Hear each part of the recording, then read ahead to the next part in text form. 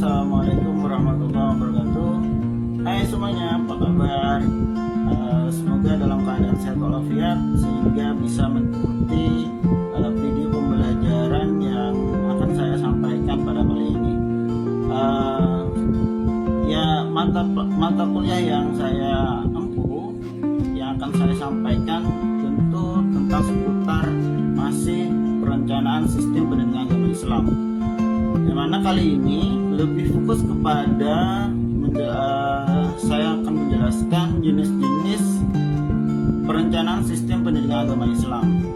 Oke, kita langsung saja masuk pembahasan. Tapi sebelum masuk ke inti pembahasan, saya akan membahas dulu tentang CPMK dan sub CPMK yang saya buat sesuai dengan RPS Perencanaan Sistem Pendidikan Agama Islam.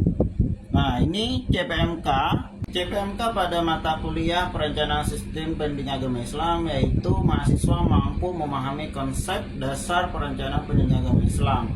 Dan sub CPMK-nya tentu mahasiswa dapat membedakan jenis-jenis perencanaan pendidikan agama Islam. Tentu maka bahan kajiannya yang kali ini yang saya jelaskan yaitu tentang jenis-jenis perencanaan pendidikan agama Islam. Mohon sebelum lebih lanjut ke inti materi atau pembahasan jenis pendidikan agama Islam, saya akan mereview pertemuan sebelumnya, yaitu tentang komponen utama dalam perencanaan sistem pendidikan agama Islam. Itu ada 4. Yang pertama itu ada tujuan, kurikulum, metode, dan evaluasi.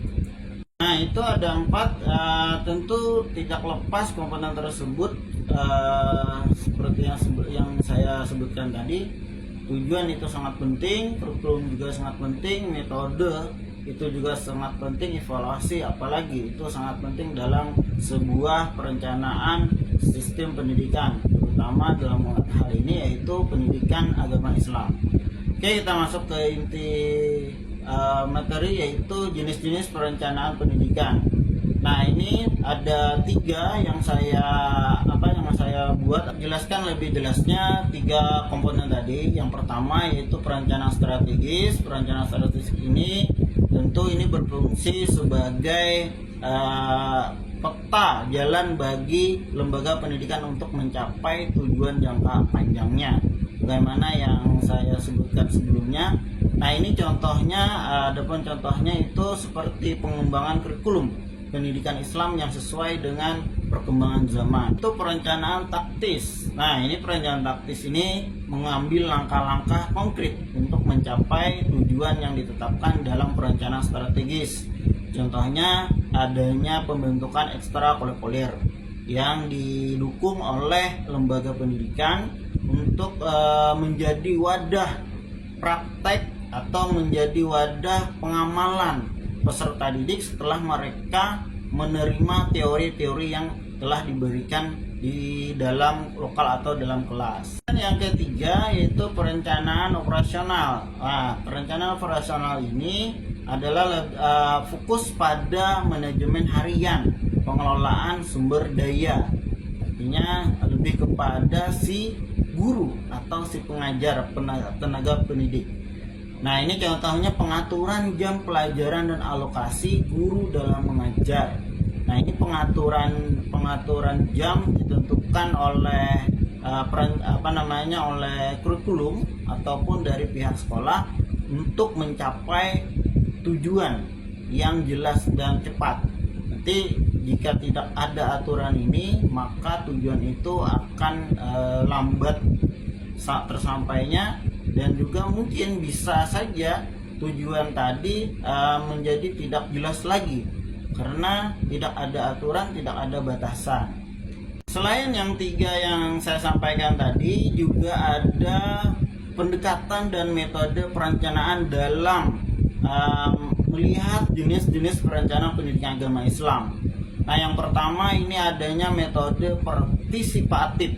Nah, partisipatif ini maksudnya melibatkan stakeholder dalam proses perencanaan untuk mendapatkan berbagai perspektif dan saran untuk membuat perencanaan sistem pendidikan agama Islam, sehingga jelas apa yang diperlukan pada zaman sekarang atau oleh peserta didik pada kebanyakannya. Kemudian saya menampilkan studi kasus implementasi perencanaan. Nah, ini saya memberikan bukti konkret dari institusi pendidikan Islam. Dengan kita melihat institusi pendidikan atau lembaga pendidikan yang sudah bagus, yang sudah maju, itu menjadi sebuah yang pertama motivasi, yang kedua menjadi evaluasi. Oke, habis sudah apa yang bisa saya sampaikan dari penjelasan materi jenis-jenis perencanaan pendidikan agama Islam. Kemudian saya akan memberikan kesimpulan dan rekomendasi dari apa yang saya sampaikan sebelumnya. Pertama, kesimpulan, hendaknya merekap semua jenis-jenis perencanaan yang telah dibahas dan pentingnya memahami perbedaan di antaranya.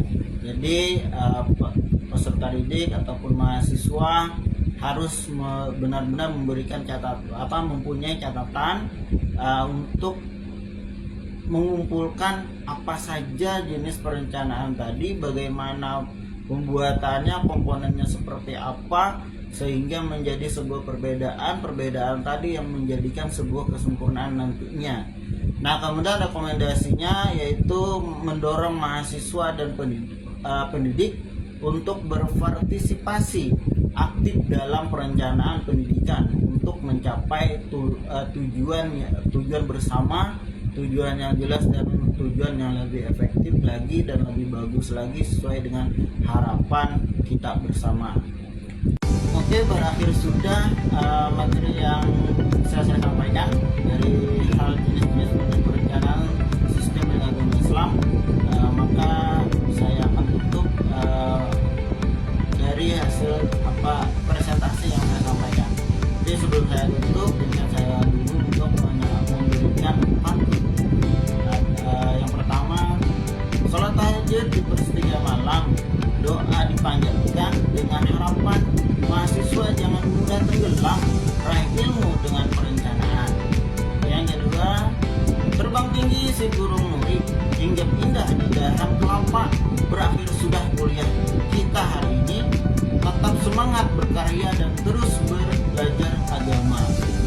Semuanya terima kasih banyak telah mendengarkan apa yang saya sampaikan, dan memohon maaf yang sebesar-besarnya jika terdapat keliruan dalam hal perkataan dan juga ada kesalahan yang tidak sengaja, menurut tidak berulang, kesalahan tidak terasa, maka mohon dimaafkan apa yang telah saya ucapkan untuk menyinggung hati kalian. Saya tutup dengan baca hamdalah, alhamdulillah.